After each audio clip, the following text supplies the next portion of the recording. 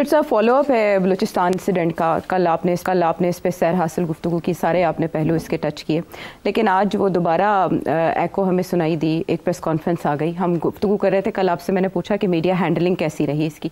आज 11 तारीख को ये अटैक हुआ है और आज इस पे एक जॉइंट प्रेस कॉन्फ्रेंस थी वज़ीर आला बलूचिस्तान की और DGI SPR की।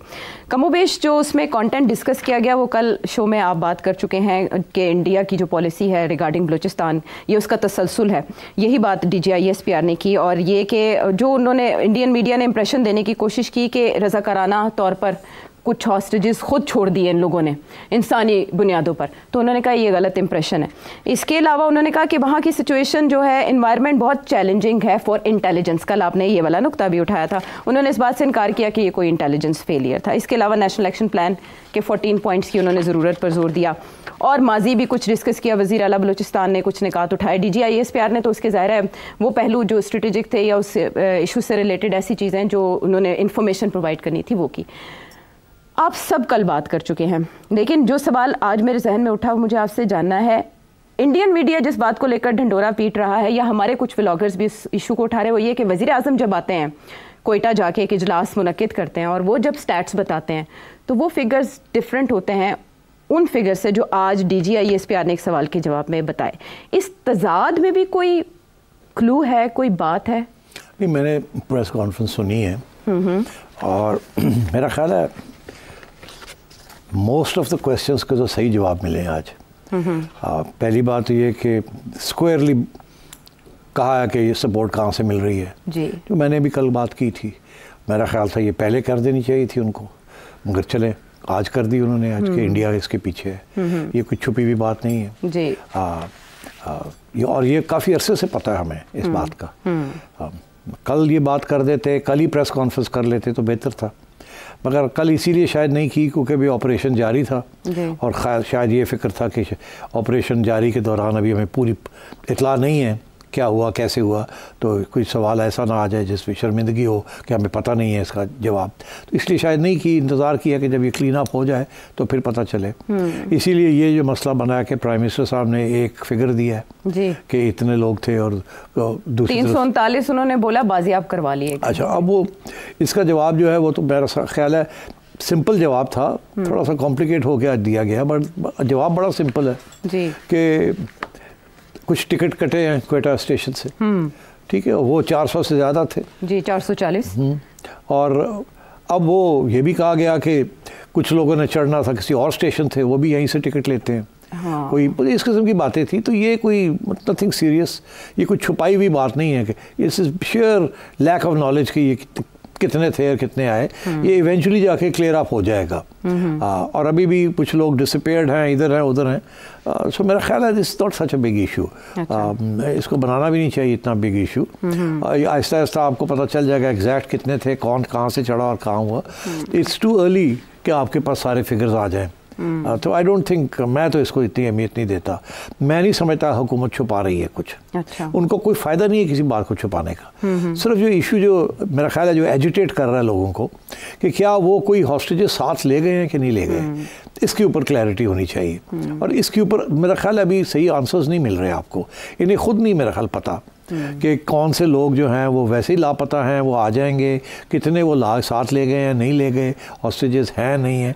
मेरा ख्याल है थोड़ी सी परेशानी ये भी है कि अगर एडमिट कर लें कि वो साथ ले गए हैं तो फिर अगला सवाल आएगा what are you going to do about it. आप उनको छुड़ाएंगे नहीं छुड़ाएंगे, वो यहाँ हैं, पाकिस्तान में हैं, बलूचिस्तान में है, या वो अफगानिस्तान ले गए हैं उनको, तो ये फिर एक नया एक पहलू खुल जाएगा। तो मेरा ख्याल है इसीलिए उधर ये जाना नहीं चाहते।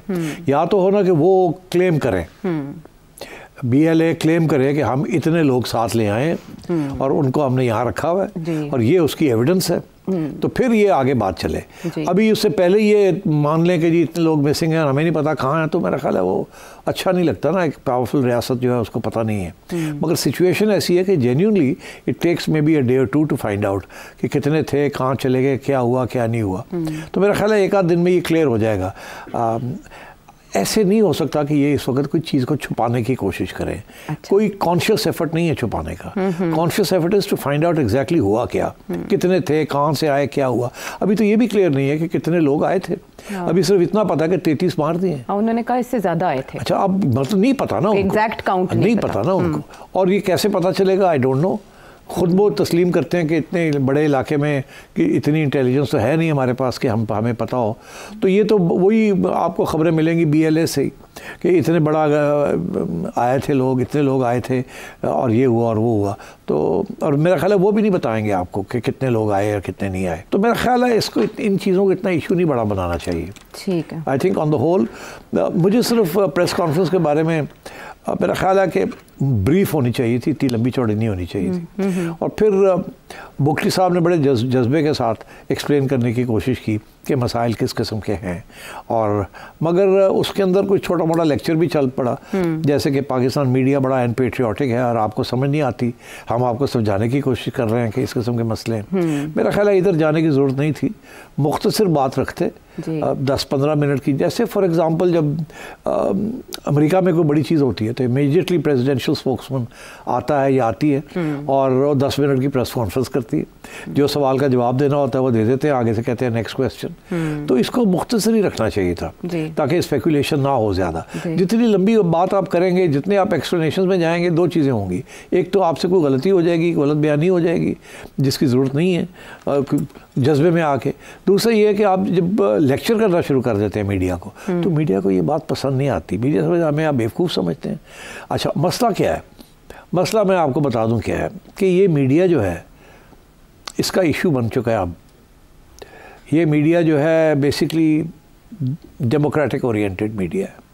अच्छा। ठीक, इस मीडिया के अंदर जो प्रिवेलिंग ओपिनियन यही है कि बड़ी मदाखलत हो रही है, नॉन डेमोक्रेटिक मदाखलत हो रही है इस मुल्क के अंदर।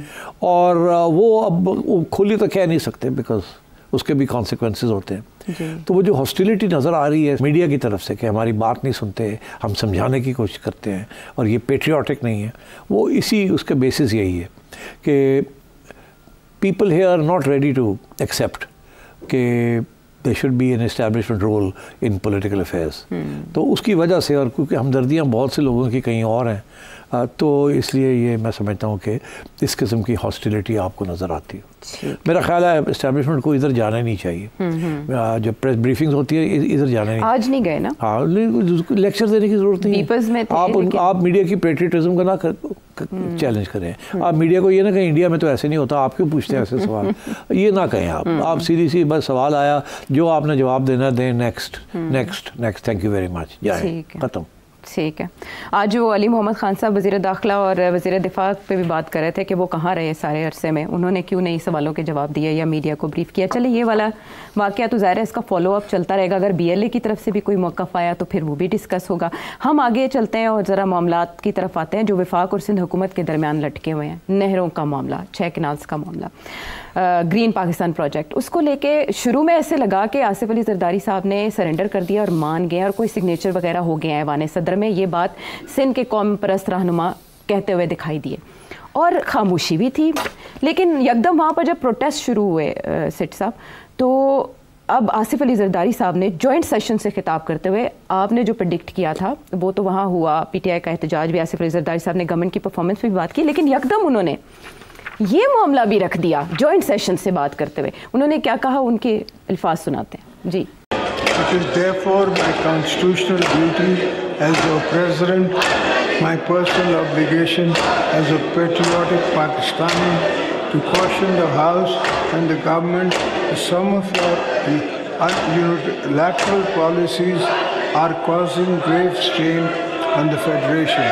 In particular, the government's unilateral decision to carve out some canals from the Indus River system despite strong opposition from federating units. I, as your president, cannot support. I urge this government to abandon this correct first proposal and work together with the stakeholders to come up with a viable, sustainable solution based on unanimous consensus among the federating units.